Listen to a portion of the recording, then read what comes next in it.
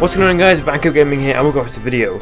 It is a Thursday, which does mean another sort of Sniper Thursday. Now, this series I still want to continue. There's a lot of snipers I haven't covered yet, and it's doing pretty well. But eventually I will change it. I just want to give a heads up because Tank Tuesday is also changing at some point in the future. But for today we're talking about the Lee Enfield, or the short magazine Lee Enfield to be specific. Now, the SMLE, or the short magazine Lee Enfield, was developed in 1907, of course, of the British Army, and was generally designed as an all-purpose infantry weapon. At that time, they'd gone from one-shot rifles, the Boer Wars, things like that, and they started to think, okay, we can actually, have a thing where you can shoot and reload. So the 1907 SMLE was invented and was used heavily. Of course, eventually it would turn out that, hey, a bolt action isn't actually as good as semi-automatic or fully automatic, and it would eventually change. But this was a more gentlemanly way of fighting, which is the whole idea of World War I, and why they didn't use machine guns more is because they didn't think it was gentleman. Now, overall, 17 million of these rifles were made officially. There's obviously tons that were made unofficially and were bought that, weren't properly finished up or properly marked to be fully legal. And that's quite a big number. These things pop up all over the world and were used right up until the 1950s, I believe, by the British Army, at which point they dropped it to pick up new rifles, but they might even use some variants now in various places, but not obviously as much as other rifles, generally as a backup in a way.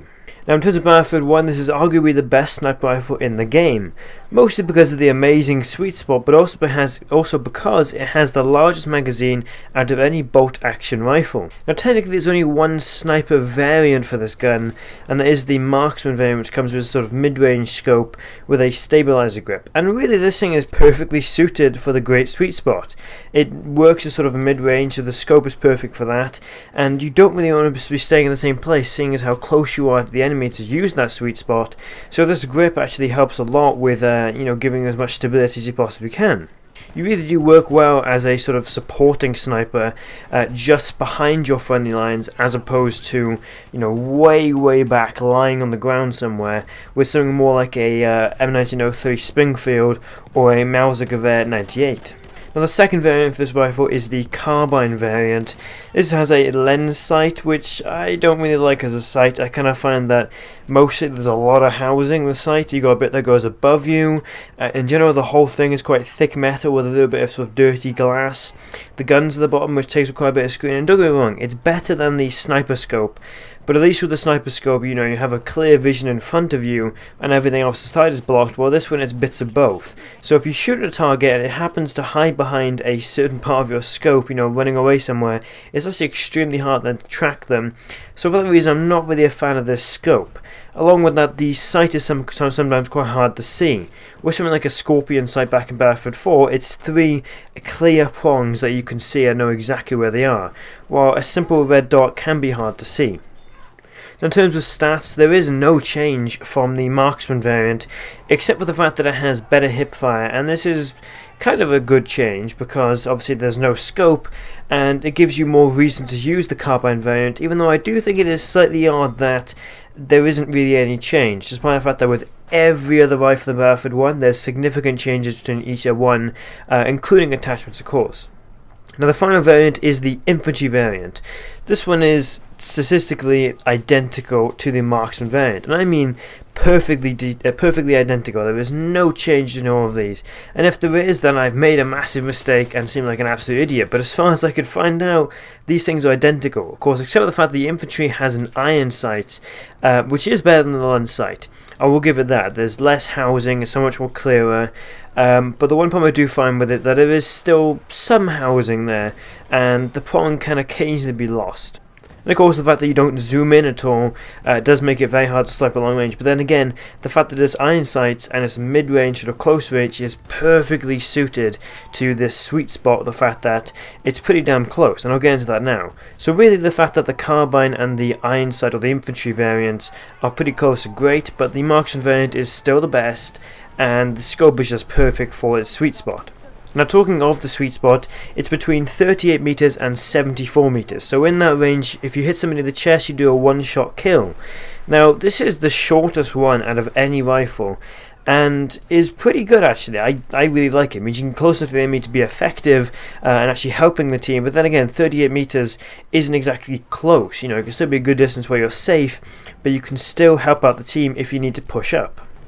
Now the rounds per minute rifle, which doesn't really matter with a sniper rifle because nobody has ever said I love this sniper rifle because it's good in close quarters, but the rounds per minute this one, the rounds per minute for this rifle size is 52 rounds per minute, which is perfectly decent. It puts it in the middle range, nothing crazy, nothing fast, but once again, nobody really uses a certain sniper rifle because of its rounds per minute. But one reason to use this rifle is because of the extremely large for a sniper rifle 10 round magazine. This is the largest magazine out of any bolt action, and this basically means you can miss quite a lot of shots and still have a few. If you see somebody put up 3 shots, you still have 7 left. That's a lot of shots. While with something like the Mauser Gewehr 98, if you put up 3 shots and miss them all, you only have 2 shots left. That means 1 shot to take him out and then 1 backup shot. Although that's not really a problem, seeing as you can obviously reload, snipers have a long reload time, so you don't really have to reload a lot of the time, and once again the whole thing comes in with you can take out 5 people with 1 magazine, but that's about it. You can take out 10 people with the Enfield, or even 5 people and have a lot of time left. But even then, the reloads aren't exactly bad. They are pretty much round the center, you know. They're not fast, they're nothing amazing that's going to be, you know, shoot, bang, instantly reloaded. But again, they're not slow. It is using a stripper clip, of course, which does mean that it is slightly slower than a magazine or box-loaded gun. But it does mean that with this faster reload, you don't have to worry about the fact, okay, can I reload now? Doesn't matter. You use it for 10 shots, reload quickly, and off you go. Although the reload does feel kind of slow with this rifle. I don't know what it is, all the others seem so much faster, and this one just seems a bit slower. But like I said, with 10 rounds, you don't really need to think all the time about reloading. You basically want to use it with 10 shots and then reload. Now for the bullet velocity, which is something I find very important with sniper rifles, this one actually has a middle ground one. Again, it's nothing amazing, it's nothing terrible, it's average. And it's 740 meters per second, which sounds pretty damn fast. But again, it's pretty much average. Nothing super fast, nothing super slow. Nothing you have to think, okay, I can always shoot somebody that's going to hit them now. Or nothing you think, okay, I got to aim way far ahead or to hit a running target. Again, get used to it, and it's pretty damn good.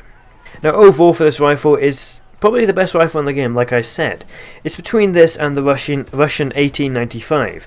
Personally, I think I prefer this rifle, even though the Russian 85 is cooler. This thing just obviously has a larger magazine, a very good sweet spot which is perfectly suited to the game, and all the variants it has. All the variants are pretty damn effective, even though occasionally they can be slightly off. The Lawrence Arabia SMLE variant is gorgeous and is really actually quite a fun rifle to use. It's identical to the infantry one, but for some reason just has a whole different feel to it. If you have it, go up and use it because, again, it just looks awesome. And along with that, it has a lot of stats that basically make it a very decent but powerful weapon. So if you have this one, definitely use it more, I think, than the others.